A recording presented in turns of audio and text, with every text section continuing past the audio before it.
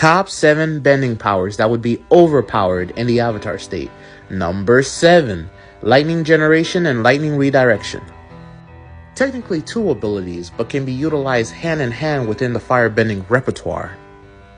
But regardless of how abundantly used it has become recently within the Fire Nation, it is still a unique deadly skill for a firebender to develop, which is why it was such a rare technique to learn before the Legend of Korra. And explains why most avatars didn't use it, because most of them didn't even know it existed.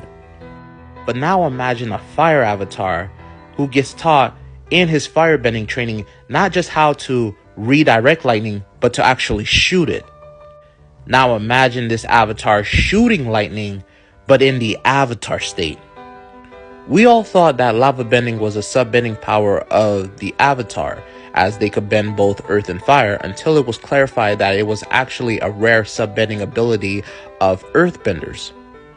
But if an avatar in the Avatar state is able to simultaneously use lightning generation and lightning redirection, then they could legitimately utilize a form of lightning bending.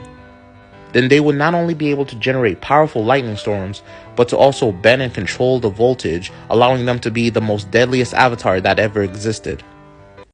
Number 6. Combustion bending. Combustion bending is an extremely powerful, deadly, and rare sub-bending of firebending. By focusing all of your firebending power into your forehead, then compressing it, then releasing it at your targeted prey, you shoot out a beam of highly explosive heat energy that blows up anything it comes in contact with. And the process to make a combustion bender is extremely dangerous, even more dangerous than the sub-bending power itself, because only 1 out of 10 firebenders can actually live through the process to become a combustion bender. But I just think it would be awesome if an avatar could go through the training process and achieve combustion bending and be the very first avatar to become a combustion bender.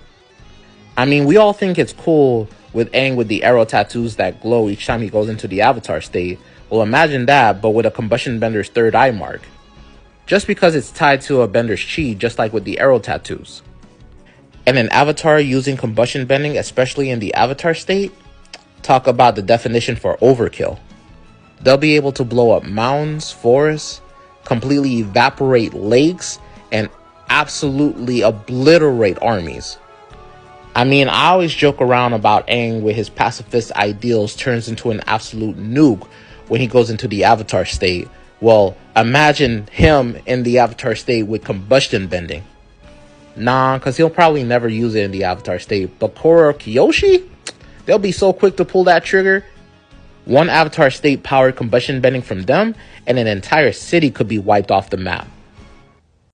Number 5. Flight. As we learn in the Legends of Korra, flight is the rarest sub-bending ability of airbending that any airbender can unlock.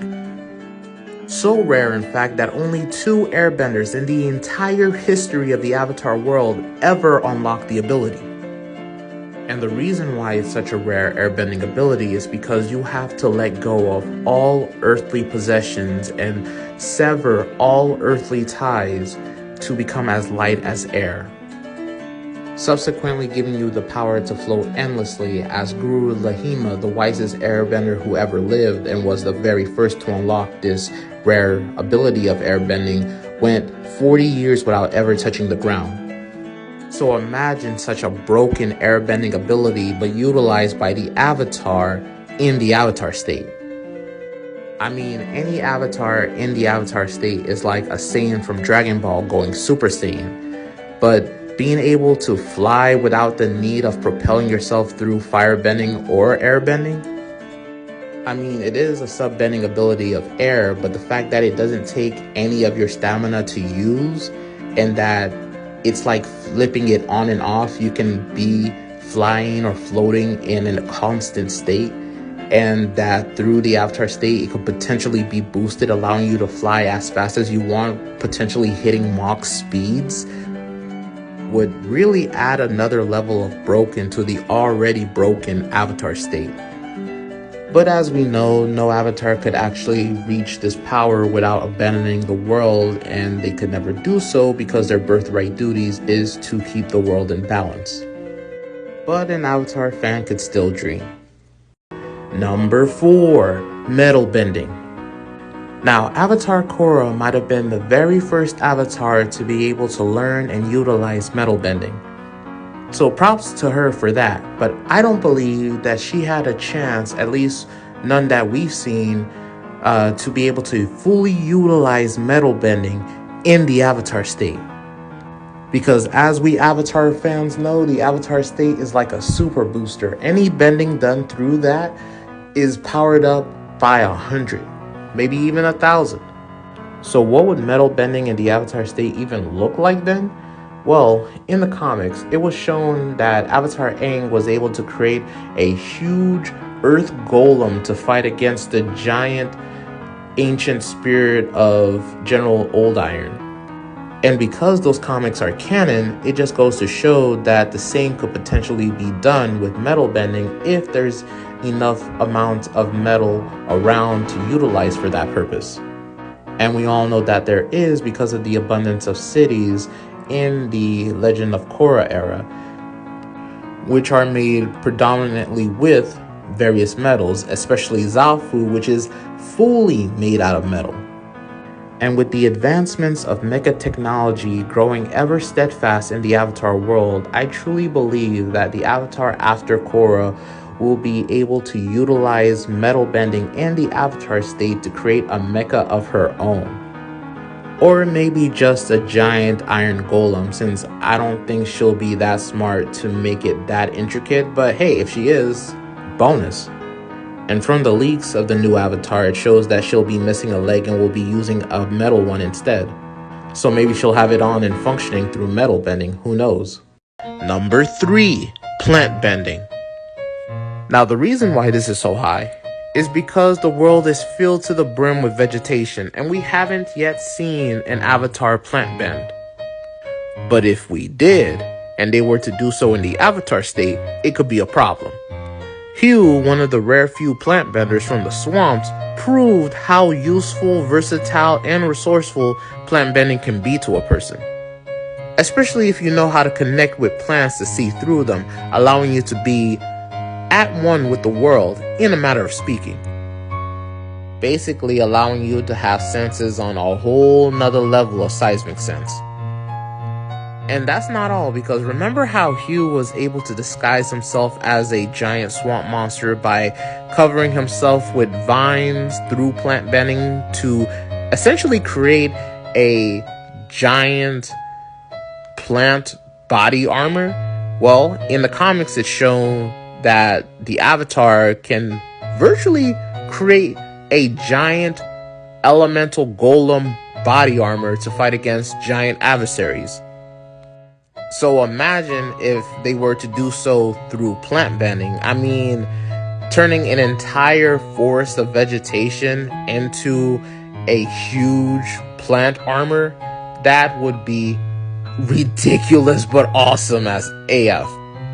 I mean, the Spirit Vines attacking Republic City just showed how much of a problem that much vegetation can be. So the Avatar controlling that much vegetation through the Avatar state would essentially be unstoppable.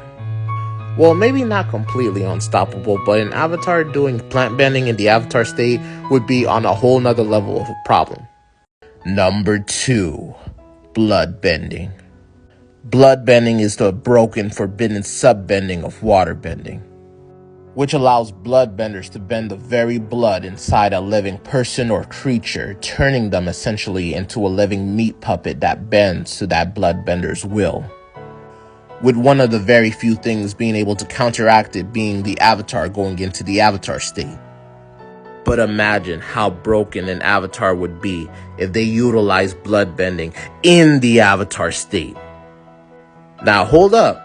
Unless they're related to Amon's family line, I'm not saying they'll be able to utilize bloodbending willy-nilly, as waterbenders can only bloodbend if, not only if they know how, but if they're in the presence of a full moon boosting their waterbending potential.